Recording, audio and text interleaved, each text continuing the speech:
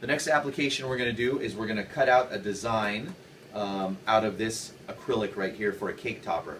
Now, the techniques I'm going to show you are going to use a beveled edge flex cutter, but the technique is the same if you're using a router mill or a parallel cutter, end mill type. So the ones you've ordered, the technique will be the same. Okay. And you'll see the difference. As soon as it's done, you'll know what the difference is. And we saw you peeled off something from the acrylic. Okay. So the acrylic will typically come to protect the sides, masked in plastic. Okay. Right? I'm only going to take off one side. Right? I took off the bottom. I'm going to then leave the mask on the top. Are both sides the same? You just picked one to be the bottom. It's not like sometimes yes, sometimes no. Okay. Sometimes one side is supposed to be the top, and they specify this is the top. Okay. Right. Got it. Or this is clear, and there's paint on one side. Uh-huh. The paint is typically the back side. Okay. Okay. So I leave the side with the mask on because we're going to be using that proximity sensor to cut through. So I don't want it to scratch my cake topper. Right? That's why I leave the plastic on top. Okay. I align my piece here. With a large surface area, I don't have to worry about blocking. Okay? So step one, my material's in place. All right? Step two, I need to set the tools. And personally, one of the reasons why I had you purchase two to start off with is because you want to cut this thing in two steps. Halfway down and then all the way through. When you have two tools, you can set one for halfway down, you can set the other one for all the way through. That way, I just switch tools and I don't have to worry about setting it every time. It makes your jobs run more efficiently. Okay. I could use one tool, but then I'd have to set it for each job. I'd have to set it for halfway down, then I'd have to adjust it again for all the way You through. mean setting it here? Right, setting the tool. Okay. Okay, I just wanted to explain that up front. Okay. So I'm going to use two tools to do the cutting here. I'm going to use a Flex 25 and a Flex 30. And the only reason I'm using two different tips is so that we know which one is halfway and which one is all the way through.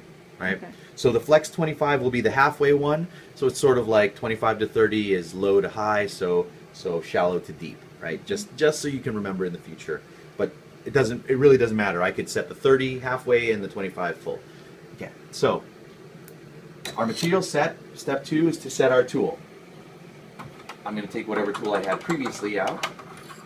Now, what I showed you with engraving depth is that I'm going to zero the cutter, and then I'm going to rotate. I'm going to make it flush with the bottom, and I'm going to rotate to whatever depth I want. In this case, 10/1000ths of an inch for engraving. Yeah. This technique is different, and in some instances or respects, easier. I'm going to leave it at 10. Okay, I'm going to get a piece of that's half of this, and which is 1/16, and luckily you have one of those pieces here. That's right. Yeah. So this engraver's plastic is a 1/16 of an inch, and if you want to see, I'll put it right here. It's typically halfway or half of that size, right here.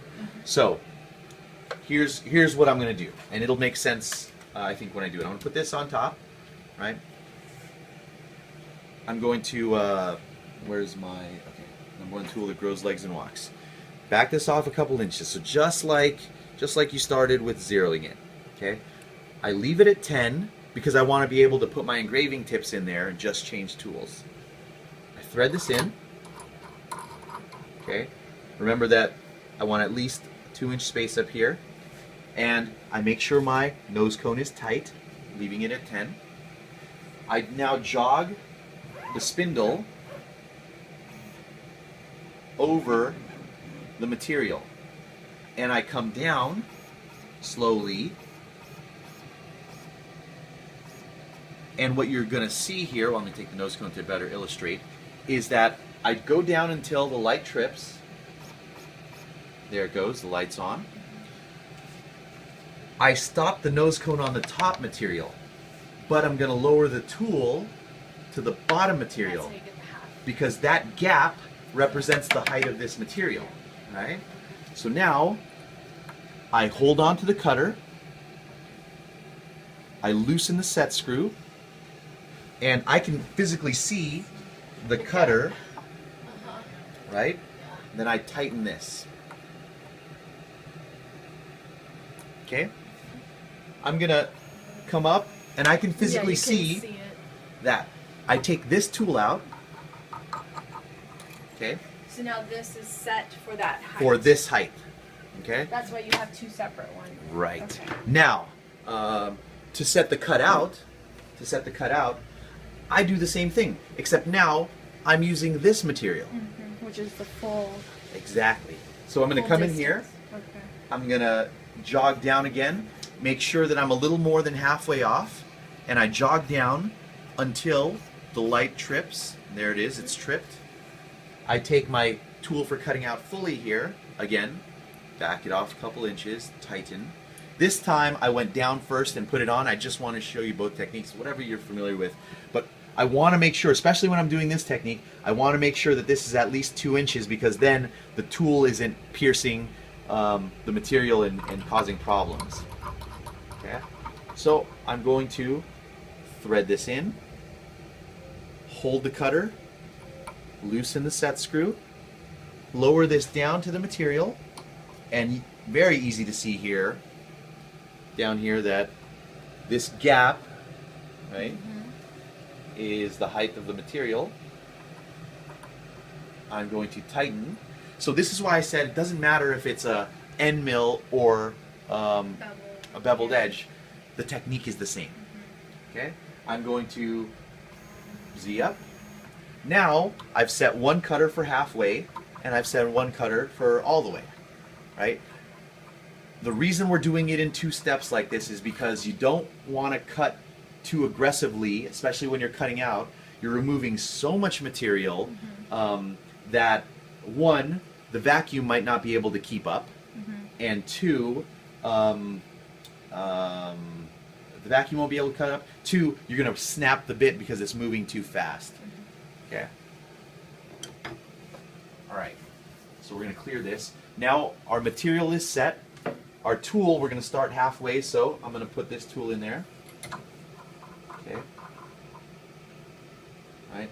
So our tool is in place, and it's the one for cutting halfway through. Okay. Don't forget, I just did it as an example, but don't forget to put your nose cone here.